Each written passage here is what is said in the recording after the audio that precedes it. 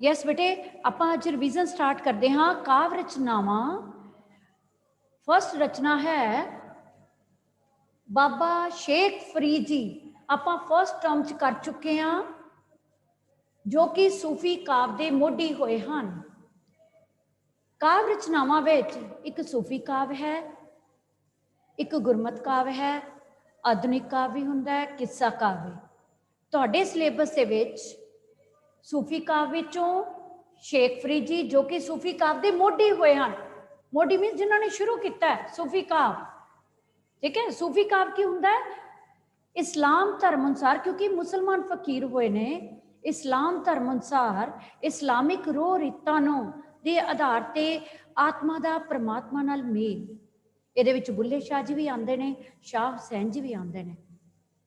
और गुरमत काव्य है गुरबाणी दी कसवट्टी ते, गुरबाणी दे आधार ते, गुरुआं दे विचार ते आत्मा दा परमात्मा नाल मेल, उच्ची सुच्ची जीवन जाच, अजे जज्बातां नूं, अजे विचारां नूं गुरु साहिबान ने प्रगटाया, तो उन्होंने कहते हैं गुरमत काव्य। आधुनिक काव्य जो आप कर चुके हैं, वो आप नैक्सट क्लास भी रिवाइज करांगे। आधुनिक काव्य के मोढ़ी होए ने भाई वीर सिंह जी।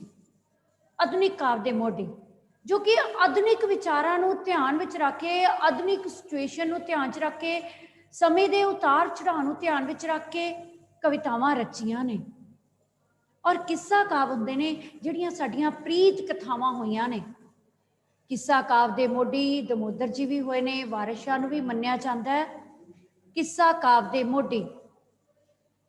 वारिस शाह और दमोदर होए ने जिन्हां ने हीर ते रांझे का किस्सा लिखिया। इस तो इलावा हाशम है सस्सी पुन्नू का किस्सा लिखिया।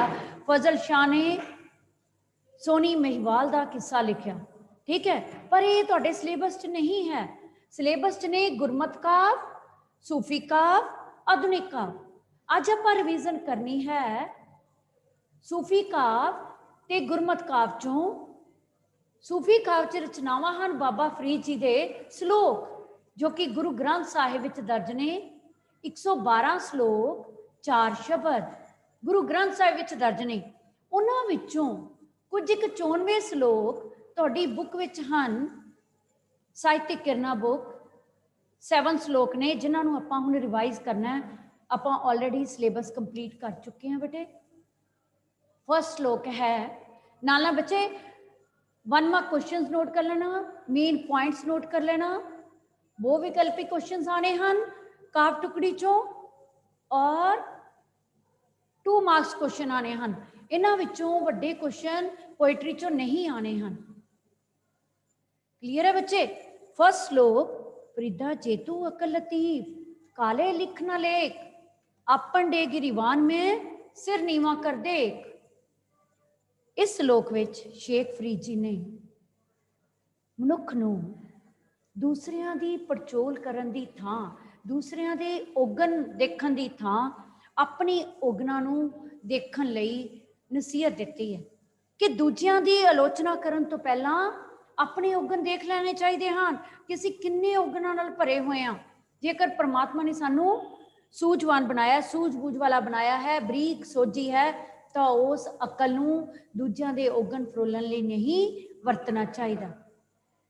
फरीदा जे तू अकल लतीफ, लतीफ का मतलब है जे तू सूझवान है, बरीक सोझी दा, बरीक बुद्धि का मालक है, तो तेनू इस अकल दे नाल भैड़े कर्म नहीं करने चाहिए। भैड़े कर्म किहड़े, बुरे कर्म किहड़े, कि दूजियां दीयां गलतियां नूं नहीं देखना चाहिए, दूजियां दे औगन नहीं चितारने चाहिए। अपन दे गिरीवान में, गिरीवान मीनस मन दी बुक्कल अंदर झाती मार के देख ते तू किन्ने औगना नाल भरिया होया है। अर्थात भावर्थ की है कि दूसरियां दे औगन कड्ढण दी थां अपने अंदर झात मार के अपनी औगना वाल देख के उन्हां नूं दूर करना चाहिदा है। क्लियर है बच्चे। सेकंड श्लोक, देख फरीदा जो थिया दाढ़ी हुई भूर, अगों नेड़ा आया पिछे रहा दूर। ये जिंदगी की सच्चाई बयान की है, दुनियावी नाशवानता नूं प्रगट किया है कि जिंदगी थोड़ चिरी है, मौत एक अटल सच्चाई है। इस करके इंसान नू, मनुखी जीव नू, संसारक जीव नू इस संसार विच आके जिहड़ा अनमोल जीवन मिलिया है, इस सृष्टि का मनुख नू सिकदार किया है। परमात्मा ने मनुख नू सब तो श्रेष्ठ बना के भेजा, उसनू दुनियावी पदार्थों तो उपर उठ के नाम सिमरन वाल भी अपना समा लगाना चाहिए।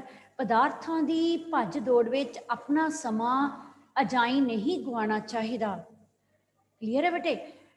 ध्यान नाल देखो, देख फरीदा, फरीद जी कहते हैं कि हे मनुख तू देख कि तेरे नाल की हो रहा है। जो थिया दाड़ी हुई भूर, जो हो रहा उन्होंने देख कि तेरी दाड़ी है जड़ी, तेरे सिर दे वाल, तेरी दाड़ी चिट्टी हो गई है, भूरमी चिट्टी, जो कि बुढ़ापे की निशानी है। अगों नेड़े आया, पिछे रहा दूर, तेरा अगला समा, मौत का समा तेरे बहुत नजदीक आ रहा है। तो जड़ा पिछे तू समा बिता देता वो बीत गया है, वो वापस नहीं आना, वो बहुत दूर निकल गया है। जड़ा समा तेरे कोल बचिया है, इसनू नाम सिमरन वाल, रब की बंदगी वाल ला के अपने जीवन नू सफल बनाना चाहिए, क्योंकि एक दिन असी अपनी वारी अनुसार इस संसार तो चले जाना है। मौत एक अटल सच्चाई है। नेक्स्ट, फरीदा जंगल जंगल क्या पवे, वन कंडे मोड़े, वसी रब हियाली है, बाहर जंगल क्या टंडे। इस विच फरीद जी कहते हैं कि मनुख जंगलों में भटकदा फिरदा रब की प्राप्ति लई, पर रब तो मनुख के हिरदे अंदर वसदा है। अपने हिरदे अंदर मन विच रब की याद नूं वसा के रब नाल भेंट होके रब नूं पाया जा सकता है। यस भूमिका, एनी डाउट बेटे? भूमिका? मैम वो गलती से, यस मैम। ओके बेटे, ठीक है। फरीदा जंगल जंगल क्या पवे, वन कंडे मुड़े, वसी रब हियालीए, जंगल क्या टुंडे। रब की प्राप्ति लई जंगलों में भटकन की जरूरत नहीं, रब नूं अपने हिरदे अंदरों, अपने मन अंदरों ही प्राप्त करने की जरूरत है। की कहते फरीद जी, हे मनुख तू रब की प्राप्ति दे लई जंगलों में क्यों भटकदा फिरदा है। वन कंडे मोड़े, कंडियां नूं लताड़दा फिरदा है, जंगलों के कंडियां ते जंगलों नूं लताड़दा फिरदा, भटकदा फिरदा है। अजिहा करके तेनू रब की प्राप्ति नहीं हो सकती। रब तो हिरदे अंदर वसदा है। जां रब दे बनाए बंदियां नूं प्यार करो, जां रब नाल भेंटा करो, रब की बंदगी करो, नाम सिमरन करो, नेक विचार रखो, तां जिहड़ा परमात्मा तुहानूं अंदरों ही प्राप्त हो जाता है। इस करके जंगलों में लभन की कोई जरूरत नहीं। क्लियर है बेटे? नेक्स्ट, नंबर 4 श्लोक, रुखी सुखी खाए के ठंडा पानी पियो, फरीदा देख पराई झोपड़ी ना तरसाए जियो। इस श्लोक विच फरीद जी ने मनुख नूं, संसारक जीव नूं रब की रजा विच रह के सबर संतोख का जीवन बतीत करन दी प्रेरणा दिती है कि मनुख नूं दूजियां दी ऐश इशरत वाली जिंदगी देख के ललचाना नहीं चाहिए, लालच विच नहीं आना चाहिए। अजिहा करके तो इंसान दुखी होएगा। फिर वह मनुख है जड़ा जो दूजियां वाल देखेगा ऐश इशरत की जिंदगी, वो भी वह जा बनना चाहेगा। फिर वो किहड़ा रस्ता अख्तियार करेगा? बेईमानी। क्योंकि जे सीधे तरीके नाल सच्ची सुच्ची कित नाल उसनूं ऐश इशरत की जिंदगी प्राप्त नहीं हुई तो उसके अंदर की आ जाएगी? बेईमानी। इस करके फरीद जी समझाते हैं मनुख नूं कि की कहते हैं कि फरीद जी कहते हैं कि हे मनुख, जो तेरे को परमात्मा की रजा अनुसार मिलिया, रुखा सुखा रुखा मिस्सा भोजन है, ਉਹਦੇ ਵਿੱਚ ਹੀ ਤੈਨੂੰ ਸਬਰ ਕਰ ਲੈਣਾ ਚਾਹੀਦਾ। ਦੂਜਿਆਂ ਦੀ ਸਵਾਦਲੀ ਰੋਟੀ ਦੇਖ ਕੇ, ਸਵਾਦਲੀ ਮੀਨ ਚੋਪੜੀ ਰੋਟੀ ਮੀਨਸ ऐश इशरत की जिंदगी देख के दुखी नहीं करना चाहिए, अपने मन को तरसाना नहीं चाहिए। की कहना चाहते फरीद जी? जो रब ने दिता है उस दे विच ही सुखी रहना चाहिए है, उस दे विच ही रजा विच, परमात्मा की रजा विच रह के सबर संतोख वाला जीवन, सादगी वाला जीवन बतीत करना चाहिए। क्लीयर है बच्चे? यस बेटे, सबनों क्लीयर है? नेक्स्ट वन इज नंबर 5, बिरहा बिरहा आखिए बिरहा तू सुल्तान, फरीदा जित तन बिरहा न उपजे, सो तन जान मसान। फर्स्ट क्वेश्चन की बनेगा, बिरहा की है? बिरहा की है विछोड़ा, जीव आत्मा का परमात्मा नालों विछोड़ा जिहड़ा असह है। ਤੇ ਜਿੱਥੇ ਵਿਛੋੜਾ ਹੋਏਗਾ ਉੱਥੇ ਮਿਲਣ ਦੀ ਤਾਂਘ ਪੈਦਾ ਹੋਏਗੀ। ਵਿਛੋੜੇ ਨੂੰ ਫਰੀਦ ਜੀ ਨੇ ਸੁਲਤਾਨ ਦੱਸਿਆ ਹੈ। ਸੁਲਤਾਨ ਮੀਨਸ ਬਾਦਸ਼ਾਹ, ਰਾਜਾ ਦੱਸਿਆ ਹੈ ਕਿ ਬਿਰਹਾ ਦੇ ਤੁਲ ਵੀ ਕੋਈ ਨਹੀਂ, ਕਿਉਂਕਿ ਜਿਸ ਇਨਸਾਨ ਦੇ ਅੰਦਰ ਆਪਣੇ ਪਿਆਰੇ ਪ੍ਰੀਤਮ ਨੂੰ ਮਿਲਣ ਲਈ ਵਿਛੋੜਾ ਪੈਦਾ ਹੋਏਗਾ ਤਾਂ ਮਿਲਣ ਦੀ ਤਾਂਘ ਵੀ ਪੈਦਾ ਹੋਏਗੀ। ਕੀ ਕਹਿੰਦੇ ਨੇ ਫਰੀਦ ਜੀ ਵਿਛੋੜੇ ਦਾ ਜ਼ਿਕਰ ਕਰਦੇ ਆ, ਕਹਿੰਦੇ ਨੇ ਕਿ ਕਈ ਲੋਕ ਵਿਛੋੜੇ ਨੂੰ ਬੁਰਾ ਸਮਝਦੇ ਹਨ, ਪਰ ਨਹੀਂ, ਵਿਛੋੜਾ ਤਾਂ ਸਭ ਤੋਂ ਉੱਪਰ ਹੈ, ਬਾਦਸ਼ਾਹ ਹੈ, ਸਰਤਾਜ ਹੈ। ਜਿਸ ਸਰੀਰ ਵਿੱਚ ਵਿਛੋੜੇ ਦਾ ਦਰਦ ਪੈਦਾ ਨਹੀਂ ਹੁੰਦਾ ਉਹ ਸਰੀਰ ਤਾਂ ਮੌਤ ਦੇ ਸਮਾਨ ਹੈ, ਮੁਰਦੇ ਦੇ ਸਮਾਨ ਹੈ। ਕੀ ਲਾਈਨ ਕੀ ਕਿਹਾ ਹੈ ਕਿ ਫਰੀਦਾ ਜਿੱਤਨ ਬਿਰਹਾ ਨਾ ਉਪਜੇ ਸੋ ਤਨ ਜਾਨ ਮਸਾਨ। ਮਸਾਨ ਮੀਨਸ ਜਿੱਥੇ ਮੁਰਦਿਆਂ ਨੂੰ ਸਾੜਿਆ ਜਾਂਦਾ ਹੈ, ਸ਼ਮਸ਼ਾਨ ਘਾਟ। ਕਿ ਜਿਸ ਇਨਸਾਨ ਦੇ ਅੰਦਰ ਵਿਛੋੜਾ ਪੈਦਾ ਨਹੀਂ ਹੁੰਦਾ ਆਪਣੇ ਪਿਆਰੇ ਲਈ, ਪ੍ਰੀਤਮ ਲਈ, ਉਹ ਇਨਸਾਨ ਮੁਰਦੇ ਦੇ ਸਮਾਨ ਹੈ, ਮੜੀਆਂ ਦੇ ਸਮਾਨ ਹੈ। ਅਰਥਾਤ ਜਿਸ ਸੰਸਾਰਕ ਜੀਵ ਦੇ ਮਨ ਅੰਦਰ ਪਰਮਾਤਮਾ ਲਈ ਪਿਆਰ ਨਹੀਂ ਉਪਜਦਾ, ਲਗਨ ਨਹੀਂ ਪੈਦਾ ਹੁੰਦੀ, ਉਹ ਪਰਮਾਤਮਾ ਦੇ ਨਾਲ ਮਿਲਾਪ ਨਹੀਂ ਕਰ ਸਕਦਾ। ਕਲੀਅਰ ਹੈ ਬੱਚੇ? ਨੈਕਸਟ, ਫਰੀਦਾ ਚਾਰ ਗਵਾਇਆ ਹੰਡ ਕੇ, ਚਾਰ ਗਵਾਇਆ ਸਮ। ਹੰਡ ਕੇ ਮੀਨਸ ਇਦਾਂ ਹੀ ਦੌੜ ਭੱਜ ਵਿੱਚ, ਪਦਾਰਥਾਂ ਨੂੰ ਇਕੱਠੇ ਕਰਨ ਵਿੱਚ, ਦੁਨਿਆਵੀ ਮੋਹ ਮਾਇਆ ਦੇ ਲਾਲਚ ਵਿੱਚ ਸਮਾਂ ਲੰਘਾ ਦਿੱਤਾ। ਚਾਰ ਗਵਾਇਆ ਹੰਡ ਕੇ, ਹੰਡ ਕੇ ਦਾ ਮਤਲਬ ਚਾਰ ਗਵਾਇਆ ਸਮ, ਤੇ ਰਾਤ ਦੇ ਚਾਰ ਪੈਰ ਸੌ ਕੇ ਗਵਾ ਲਏ। ਲੇਖਾ ਰੱਬ ਮਗੇਸੀਆ ਤੂੰ ਆਇਓ ਕਿਹੜੇ ਕੰਮ। ਫਰੀਦ ਜੀ ਕਹਿੰਦੇ ਨੇ ਇਹ ਮਨੁੱਖ ਤੂੰ ਕੁਝ ਸਮਝ, ਸੁਚੇਤ ਕੀਤਾ ਹੈ ਮਨੁੱਖ ਨੂੰ ਜ਼ਿੰਦਗੀ ਦੇ ਪ੍ਰਤੀ। ਕੀ ਸੁਚੇਤ ਕੀਤਾ ਕਿ ਜੀਵਨ ਬਾਰ-ਬਾਰ ਨਹੀਂ ਮਿਲਣਾ ਹੈ। ਇਹ ਜੀਵਨ ਹੈ ਜਿਹੜਾ ਮਨੁੱਖਾ ਜੀਵਨ ਬਹੁਤ ਹੀ ਅਨਮੋਲ ਹੈ, ਪਰਮਾਤਮਾ ਦੀ ਦਿੱਤੀ ਹੋਈ ਅਨਮੋਲ ਦਾਤ ਹੈ। ਇਸ ਨੂੰ ਚੰਗੇ ਨੇਕ ਕਰਮਾਂ ਵੱਲ, ਸੇਵਾ ਭਾਵਨਾ ਵੱਲ, ਸਮਾਜ ਸੇਵਾ ਦੇ ਕੰਮਾਂ ਵਿੱਚ ਲਗਾਉਣਾ ਚਾਹੀਦਾ, ਬਹੁਤਾ ਲਾਲਚ ਨਹੀਂ ਕਰਨਾ ਚਾਹੀਦਾ। ਇਹ ਮਨੁੱਖ ਤੂੰ ਦੇਖ, ਤੂੰ ਚਾਰ ਪੈਰ ਦਿੰਦੇ ਦੁਨਿਆਵੀ ਪਦਾਰਥਾਂ ਨੂੰ ਇਕੱਠੇ ਕਰਨ ਵਿੱਚ ਹੀ ਗੁਜ਼ਾਰ ਦਿੱਤੇ ਹਨ,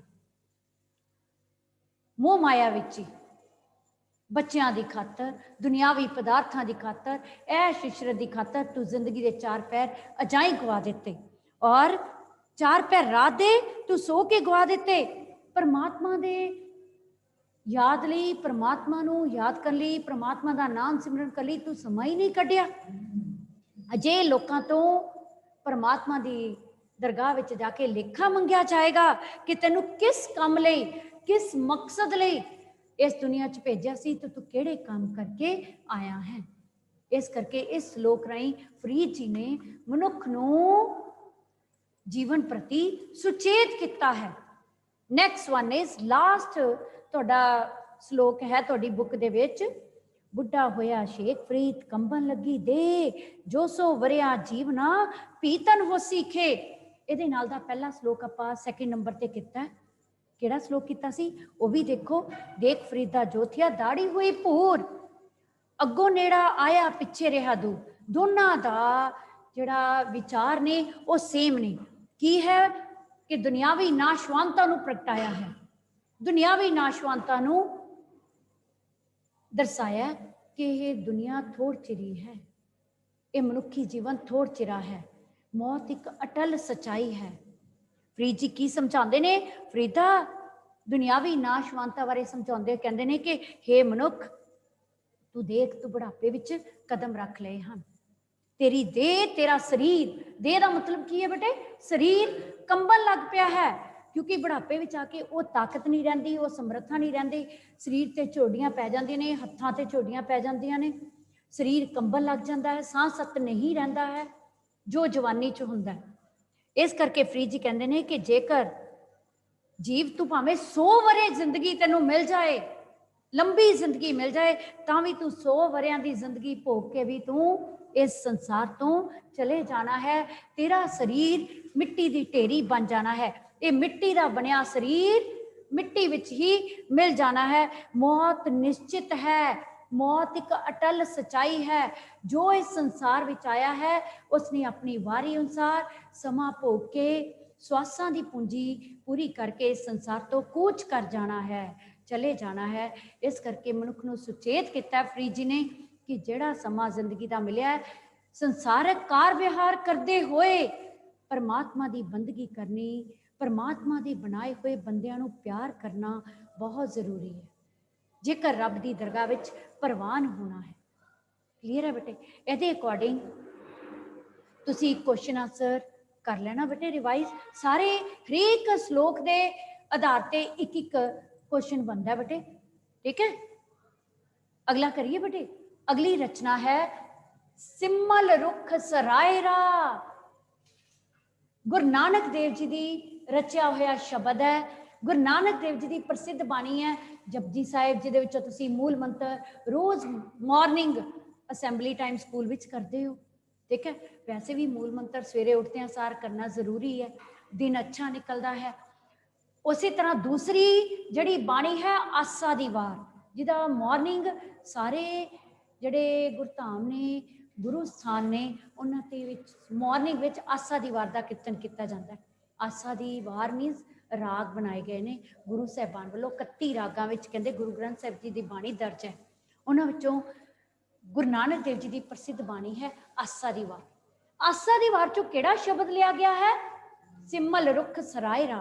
सिमल एक की है? एक रुख का नाम है। क्लीयर है बेटे? हुण आपां रीडिंग करते हैं पहला, फिर तुहानूं एक एक दा मीनिंग समझ आएगा। ध्यान नाल सुनो।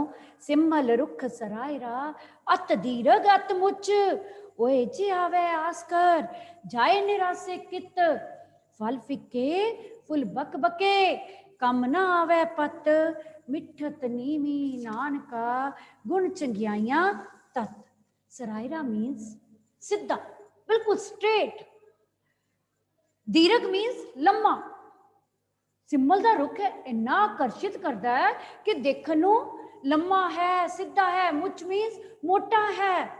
उहदी दिख नूं देख के सारे आकर्षित होके पंछी जीव उसके वल दौड़े आते हैं कुछ प्राप्त करने की इच्छा नूं लैके, पर निराश होके जाना पैंदा है।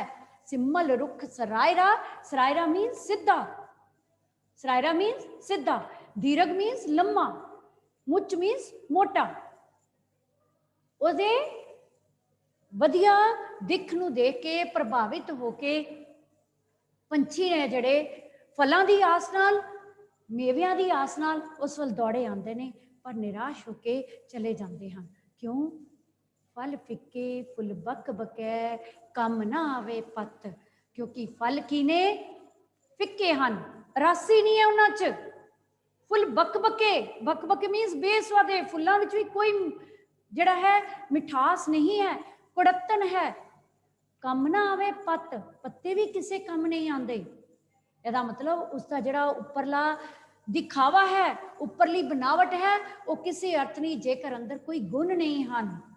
इस तरह ही मनुखी जीव है, जेकर मनुख के अंदर दुनियावी पदार्थों का हंकार है, रुतबे का हंकार है, तो उसका रुतबा, उसके दुनियावी पदार्थ, उसका जिहड़ा ऐश इशरत वाला जीवन किसी काम का नहीं, जेकर उसके अंदर निमरता नहीं है। की निचोड़ कढ़िया गुरु नानक देव जी ने? मिठत नीवी नानका गुण चंगियाइयां तत। सारे गुणा का सार मिठास ते निमरता धारण करना है। एक मिठा बोलना है जुबान तो, जिदे बोलन ते कोई खर्च नहीं हुंदा। हिंग लगे ना फटकड़ी रंग गहरा आए। मिठा बोलन ते कुछ भी खर्च नहीं हुंदा, पर बहुत कुछ प्राप्त हुंदा है। रब की दरगाह च भी प्रवान हुंने आ ते इस संसार विच भी वडियाई मिलती है। सच्चे मार्ग चलदियां उस्तत करे जहान। जिहड़े परमात्मा के बनाए बंदियां नूं प्यार करते हैं, मिठा बोलते हैं, उन्हां लई अच्छी फीलिंग रखते हैं, उन्हां नूं इस दुनिया विच भी वडियाई मिलती है ते रब की दरगाह विच जाके भी परवान हुंदे हन। इस करके गुरु नानक देव जी ने इस शब्द के राही मिठास ते निमरता धारण करने उत्ते जोर दिता है। हुण सैकेंड पैरा देखो। सबको नीवे आपको पर को नीवे न कोए, ਧਰ ਤਰਾਜੂ ਤੋਲੀਐ ਨੀਵੇਂ ਸੋ ਗੋਰਾ ਹੋਏ, अपराधी दुना नीवे जो हंता मिर्गाए, सीस निवाइए क्या थिए जा हृदय कसुदे जाए। हंता का मतलब होता है मारन वाला, मिर्गाए मीन्स हिरना का शिकार करने वाला मिर्ग, ठीक है, ਉਹਦਾ अर्थ की होगा हिरन, हिरन का शिकार करना। ਇਹਦੇ ਵਿੱਚ ਕੀ ਸਮਝਾਇਆ, ਇੱਕ एग्जाम्पल ਲਈ ਹੈ, ਇੱਕ ਪ੍ਰਸੰਗ ਲਿਆ ਹੈ ਕਿਹਦਾ, शिकारी ਦਾ। सबको नीवे इस दुनिया में कहता जी देखिए, गुरु नानक देव जी ये उपदेश दिंदे ने कि जे आपां इस संसार विच देखिए तो हर कोई अपने लिए, अपने स्वार्थ दे लई नहीं होंदा है, निमरता धारण करता है। सबको नीवे आपको अपने लिए, पर को नीवे ना कोई दूसरियां दी खातर कोई भी निमरता धारण नहीं करता। हर एक नूं है कि मैं अपना मतलब हल करना है। ਧਰ ਤਰਾਜੂ ਤੋਲੀਏ ਨੀਵੇਂ ਸੋ ਗੋਰਾ ਹੋਏ। ਜਦੋਂ ਆਪਾਂ ਫਿਰ ਇੱਕ ਤੱਕੜੀ ਦੀ ਉਦਾਹਰਨ ਦਿੱਤੀ ਹੈ, ਤਰਾਜੂ ਮੀਨ ਤੱਕੜੀ। ਜਦੋਂ ਆਪਾਂ ਤੱਕੜੀ 'ਚ ਪਾ ਕੇ ਕਿਸੇ ਚੀਜ਼ ਨੂੰ ਤੋਲਦੇ ਹਾਂ, ਜਿਹੜਾ ਪੱਲੜਾ ਭਾਰਾ ਹੁੰਦਾ ਹੈ ਉਹ ਝੁਕਦਾ ਹੈ। ਅਰਥਾਤ ਗੁਣੀ ਵਿਅਕਤੀ ਨਿਮਰਤਾ ਧਾਰਨ ਕਰਨ ਵਾਲਾ ਹੁੰਦਾ ਹੈ, ਉਹ ਝੁਕ ਜਾਂਦਾ ਹੈ। ਕਹਿੰਦੇ ਵਿਛੀ ਹੋਈ ਜਿਹੜੀ ਘਾਹ ਹੈ ਉਹਦੀ ਥਾਂ ਤੇ ਨਿਸਲ ਜਾਓ, ਲਤਾੜੇ ਜਾਓ, ਹੰਕਾਰ ਨਾ ਕਰੋ। अपने रुतबे का, अपने गुणा का कभी भी हंकार ना करो। फिर अगली एग्जाम्पल देती है अपराधी। अपराधी मीन्स शिकारी, अपराध करने वाला जिसके अंदर कोई खोट है। अपराधी दूना दुगना नीवे जो हंता मिर्गाए। कहते एक शिकारी हिरन का शिकार करने लई जदों निशाना बनता है तो वह निशाना बनने दे लई धरती ते लिफ के दोहरा हो जाता है, ऐ गोडियां दे भार लिफ के दुर जाता कि मेरा निशाना झुकना नहीं चाहिए, कि मैं निशाने विच नाकामयाब नहीं होना चाहिए। निशाना बनने दे लई वो लिफ के दुरा हो जाता है, मी झुक जाता है। पर इसका ये झुकना, उसका ये झुकना गुनाह वाला नहीं है, उसके अंदर तो खोट है, क्योंकि उसने तो शिकार करना है किसका, हिरन का। ਉਹਦੇ अंदर तो हृदय कसुदे जाए। कसुदे का मतलब है खोट है, पाप है, खोट नाल भरिया होया मन है। उस खोट नाल उसने निशाना बनिया है। अजिही निमरता उसकी दिखावे की निमरता है जो कि कोई अर्थ नहीं रखती। फिर गुरु नानक देव जी ने निचोड़ के कढ़िया, अजिहे सिर झुकाउण दा कोई लाभ नहीं जिहड़ा कि अपने दिखावे लई, अपने मतलब लई होवे। क्लीयर है बेटे? दोनों रचनावां क्लीयर हो गई बच्चे? हुण इहदे अकॉर्डिंग तुसीं क्वेश्चन आंसर करने हैं। वो विकल्पी क्वेश्चन आंसर की मैं फिर असाइनमेंट भेजांगी, प्रैक्टिस असाइनमेंट, वो तुसीं कंप्लीट कर लैनी है। क्लीयर है बच्चे? हुण आपां